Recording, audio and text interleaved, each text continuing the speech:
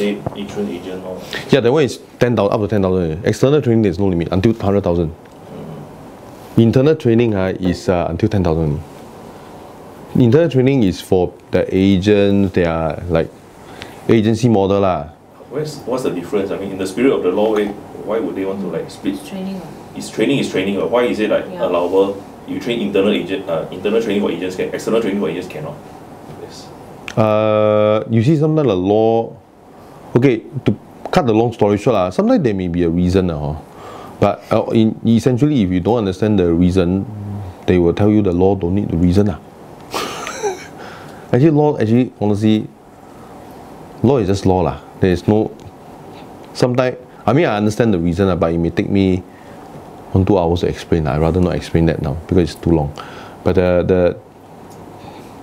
usually when you concern the law, you know, whenever sometimes I go to court now, sometimes just to see, and sometimes because sometimes I forgot to file my paper. Sometimes I private limited for it. I go to court. They don't really ask you for your reason. They don't care. They just ask you where is your yearly submission. They don't care whether you don't know how to submit or what. They say when you will submit. They only few questions and then you must pay the fine. They will not tell you the reason why you are fined. They say just do it and then that's it. When you go to court, the sub-court, you know, sometimes I call it the mass production court. Sometimes you see one by one they line up. They go to court for various reasons, like sometimes your dog bark too loud and then they complain against each other and you go to court and then you just see and then default 90% of them will ask for adjournment. Ask for adjournment and all these things. They never explain the reason. They actually don't care. Right? These are small cases. For big case like the CPIB one, they may ask for a reason, ask for the in and out of thing, but that one is a big case. So as far as training, there is you know the year before they don't even subsidize. You know, as long as your trainee are not even employees like agents, they don't even approve. Now they have a section internal training. There is for agents. They support up to 10,000. Okay. Any question about training? Any other question? So training doesn't apply to self-employed? Yeah, it applied to your. It is applied to your employees. Only to your employees. Yeah, your employee go for training can. Oh, Raymond, one question on the training. So a lot of our safety courses, the training is funded 90%. You know. Then you claim on the 10% that is not funded. So it's more worthwhile using that claim rather than putting on the PS. Yeah, you apply both lah. Apply both. Yeah. The RMF grant supports 90%, right? Sure. So the 10% go apply PIC lah. Of this, you can apply both. 10%. The PIC applies to the portion that is not supported by the grant. Maybe you net off the value and you apply the net lah. Correct? But if you don't apply the grant, you can claim 60% lah. Which is not that bad also lah. But as far as no BizSafe, the training cost may not occupy the whole cost of BizSafe, because BizSafe include other things like certification, audit, all these things, which actually the PIC training doesn't support. So audit is not training . That time I was trying to argue. I say that audit is like examination. Your PIC training also support examination . But they don't see it as an examination. I asked before. Okay, about overlapping claims, like for example, you claim for the first 9 months of this year for training, for example, then you realize that June actually I bought a computer. Can you claim for that computer again? Let's say you already submitted the first January to September this year. By right, it cannot lah, because they say the application is irrevocable. Irrevocable means that but doesn't mean you cannot make another claim. Irrevocable means your but if you let's say the claim is for first 6 months and the first 6 months is inside that 6 months the computer is inside 6 months, then let's say assuming you forgot to claim for that, then the next 3 months actually by right you can make another claim, but you say I forgot to claim this, can you claim or yeah. By right is cannot one, but IRAS in this respect sometimes can be more flexible. So they allow you to now they allow you to do that lah. Okay. They are flexible in that sense lah. Okay. Just now you mentioned about the insurance agency and the property agency. How do you define their revenue? Because in the ESC claim form, there's one called revenue. What is revenue? Is it like, for example, insurance? Is it premiums collected or commissions, or how do you define revenue for them? I think I would term it as commission lah. Commissions, Yeah. Because that is the income of the sole proprietor. not really, because the income, the sole proprietor consists of his own agency. Is it? What about all his agents? Commission, only his commission. His agent's commission is not his income. Not his income. Okay. I think this is quite direct, not his income. So I don't think you can factor that as his revenue. Because when you look at a company's revenue, you look at everything that goes to that company. So you look at the agency as a whole. It has to be all the commission that goes to everyone, not just like. If the agency is a private limited, yes lah. But if it's like self-employed person, then in accounting sense, I think you're asking me an accounting question. You're not asking me a PIC question. No, I'm looking at the similarities. I mean, when we say revenue, you don't say like revenue attributed just to the managing director of a asset. You look at of course. the money that goes to the company. That's from the viewpoint of the private limited is concerned. But I think as far as the individual agent having a group agent working under him, that may not necessarily be the case. I'm an agency, I got 20 agents in the company, and then it is from the total revenue that I have that money to pay the staff salary. So it can't be just the managers. Yeah, like I say, like you're asking me an accounting question, you're asking me a PIC question. The agent contribute to his income also, what? Because they take a. Yeah, then you from the accounting standpoint, what he deemed to be his revenue, that is an accounting question, or that's not a PIC question, right? No, because they saying that they need to put the relevant revenue for. Yes, the then for me, I will ask the accountant, I will ask him straight away, what is the revenue? I will not answer for him, because it's not my area to answer for him, correct? What he deemed to be his revenue when he report for tax, what is his revenue? He will know the answer, we can only base on that only, If the applicant is an individual, based on just thinking offhand now, he probably his own commission. Probably lah.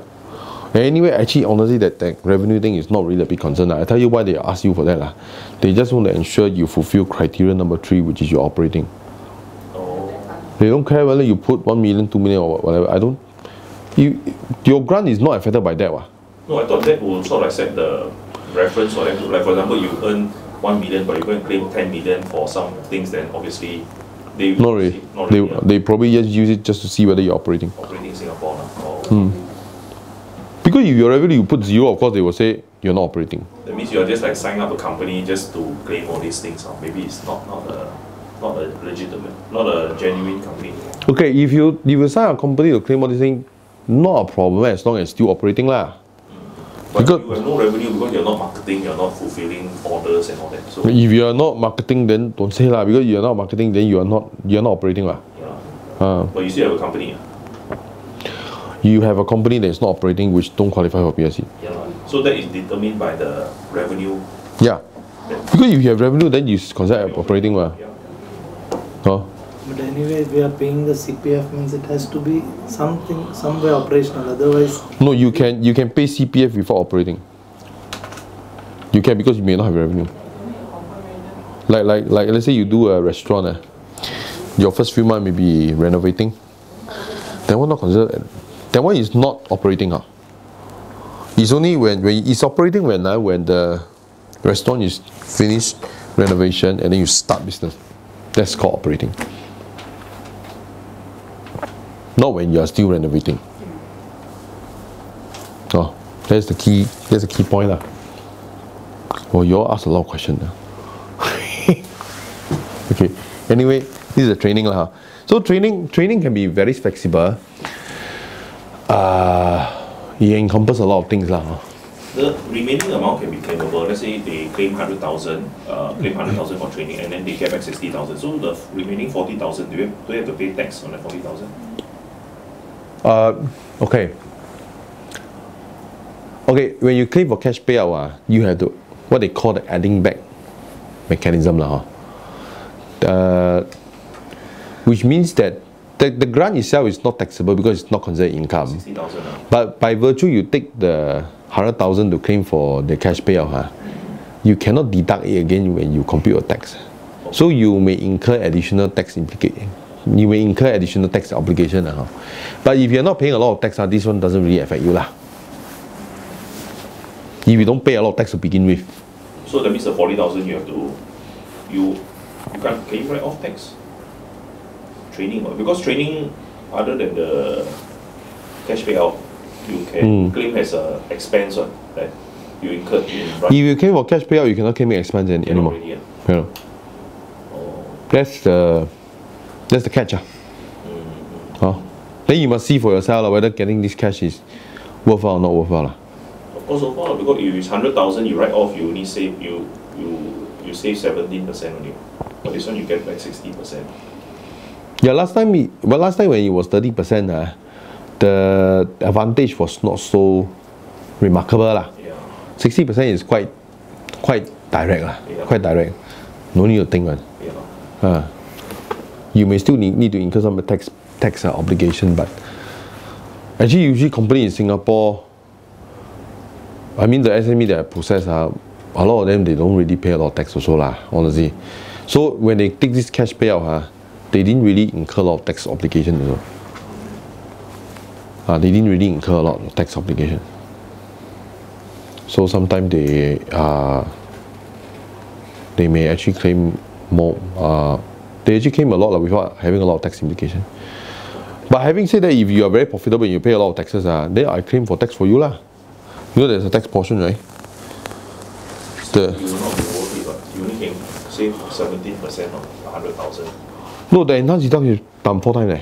Oh yeah, then you claim the enhanced, yeah. But enhanced, a lot of people they find is wait until the whole financial year and all that is too long a time because some companies end in December, but they submit the tax in November. Then by the time you pay, it's like 1.5 years since. Yeah. It's like can be up So- to 1.5 years since you get. So cash payout has a benefit of time also lah. So you got to consider that part also. Yeah. You know, sometimes when I advise client that monetarily numerically speaking, sometimes claiming for tax may be more worthwhile for you, but you take it few years from now 1-2 years 2.5. Can Yeah. be as long as 2.5 years. If you have your training in January, end of the year in December, you submit tax in November. Yeah lah. When they get the money, can be as far. Yeah lah. But as compared to cash payout, is like the most you wait for 2 months, 3 months. 2 or 3 months. Even no matter how delayed, also 4-5 months also should get the money. And sometimes for some company, getting the money now better than getting more money in the future, because you get the money now, you can roll that money. Yeah. So it depends on various factors. I think we'll rush really because this one is only second portion. But actually, the most of the claim is in the first 2 category anyway lah. The rest awareness is not that high. The next 2 categories is intellectual property. So intellectual property can be like trademarks. How about a training program? Let's say buy a training program from America, then I use it to conduct training in Singapore. When you say buy a training program, did you just mean buying a license to use the training program, or buying the ownership of the program? Both. Either one. Both. Can you explain? Buying the ownership of the program is to buy over the copyright lah. Which is one of the IP lah, which I didn't state here, but copyright is one of the. If you buy over the copyright of something, that means the other person cannot use it. Because when you buy copyright, when you buy the license to use copyright, that means you can use, but he also can resell to other people. That's called that's license. That's not buying or copyright. That's not buying or intellectual property.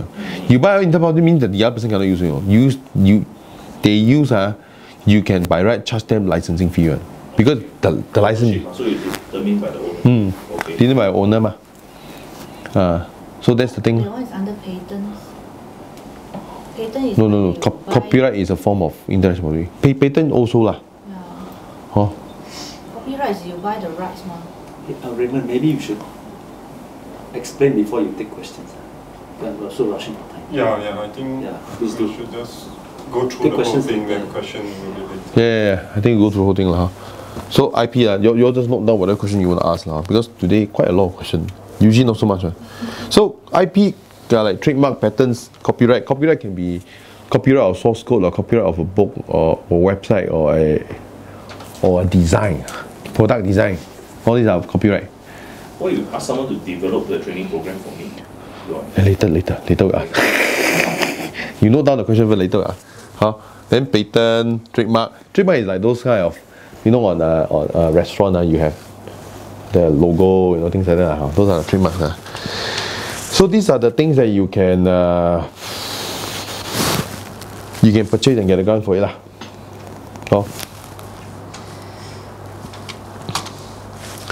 Okay, R&D is one of the more interesting ones. Okay, R&D is when you are spending your time to explore something unknown from the viewpoint of science and technology. Science and technology. Let me, you know, this guy is James, my client. He actually is in the martial arts training. He also do sales training also. He do a lot of training. So when he 2 years back, when he broke apart his sword to see what is inside, in an attempt to replace the material inside, so we claim for 1 month of his salary cost, because he's doing research and development. He's trying to resolve a technological challenge. He's trying to find a replacement material for his sword. Okay, so this one is another my client. They are doing hair care formula. Okay, so I think a lot of ladies will like him a lot, because he make beauty products that make your hair long and shiny and smooth . So that's his hair care formula. Okay, so this one is big. That one we claim for whole year of his salary. Okay, as a general rule of thumb, this section is like when we say research and development, means that you're exploring into the unknown. So as a general rule of thumb, if I talk to the IRAS officer about this case, if they are confused, if they don't know what you're talking about, it's a good start. It's a good start. Because if they know, they say, what's so big deal about this? Right? Because even if they can understand, then it's nothing so unique. You know what I mean? Like, for I ask you, let's say we talk about, iPhone. Let's say, of course, there are different colors. Like one is black, one is white. So let's say I do the first one is black. Then next time I do white one. Is it considered R&D? Not really R&D, because technologically it won't work differently. But let's say the first phone got 3G connection. Then come on, now new one is LTE. Of course, that one is R&D. That one is research and development. Because something unknown. Something unknown. And the software infrastructure, all these things unknown. That's why you can claim for all those things. It must be unknown. It must be something that is unknown in the world, not unknown in Singapore. So if it's unknown, there's no timeline to the discovery. How long can you claim and what can you They didn't put a cap to it. This is the part where they are quite lenient. Okay, but you must. Okay, and there's some more this part. The criteria is not success. You can still fail in your project. Yeah, precisely. Many of them fail before they find success. So it will take them 10, 20 years to even find the right. This scheme is only 5 years.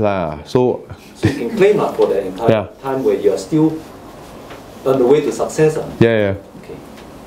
Yeah. So one of the clients that we claimed before is this person doing a mobile test kit for AIDS, HIV virus. HIV virus can be detected very accurately in the lab now, because when you take a blood sample or urine sample, probably you can detect. But that's because the lab is very accurate. But lab is also expensive. But let's say where the AIDS virus is very prevalent in the third world country, where they do not have access to high tech labs. Then having a mobile test kit where you just urine or maybe drop one block of blood into the test kit, and then you can tell whether the person got AIDS. I think at the accuracy of lab level, then that one is very useful, and that one is technologically advanced. Because there are mobile test kit, either the present existing mobile test kit is probably like you don't have AIDS but you tested got AIDS, or you have AIDS but you tested not going to have AIDS. So there is a range, you see. Like pregnancy test kit is 90% accurate but that means there are still chance the urine on it Then you're not pregnant, but you tell you are pregnant. Because maybe naturally you have a high level of that hormones anyway, and that hormone only existent, or the lack of it is existent only when you are pregnant. Then because they only check one level only, whether you have more than that or lower than that. So that won't determine whether you're pregnant or not pregnant. Which may not be accurate, no. So those are low tech But even low tech thing can achieve 90% accuracy. But if the mobile testing can achieve more than that, of course better this is R&D. So the last category, which is a very difficult category to claim is the design. Design is when I design it's not website design or interior design, it's design of a product and design of an industrial design. Okay, so this one can claim, and to be honest I have not claimed for this yet because it's too difficult. Difficult because why? There aren't too many design companies in Singapore. And this is the only component of the grant that you need to apply before you even do the design. So that's another difficulty because not many people know about this grant, much less to apply for it. Coupled with the fact that there's aren't too many design companies in Singapore. And the only client that does design of product that I have wanting to apply, but they started on the project. Started the project before they apply, which disqualify them. So I got no live test case of this but I roughly know the criteria. But none of you do design or anything, right? So this one doesn't apply to you or any of your clients that don't do this. Architectural design cannot. Product design you can. Product design can. Architecture design cannot. Architectural design and interior design also cannot. The example I give here, which is from their website since I don't have a live case anyway, I cannot put any of my cases there So these are the cases from their own website, Design Singapore, Design Council. These are the cases from them and the impression I got was product design So what is the meaning of manpower payroll cost? Because when you design, you need manpower to be involved you need time So you pay the full manpower devoted to making the design. Correct. Then you claim for the pay That's how it goes Can you claim for softwares like Photoshop? This is not in this in the automation sector.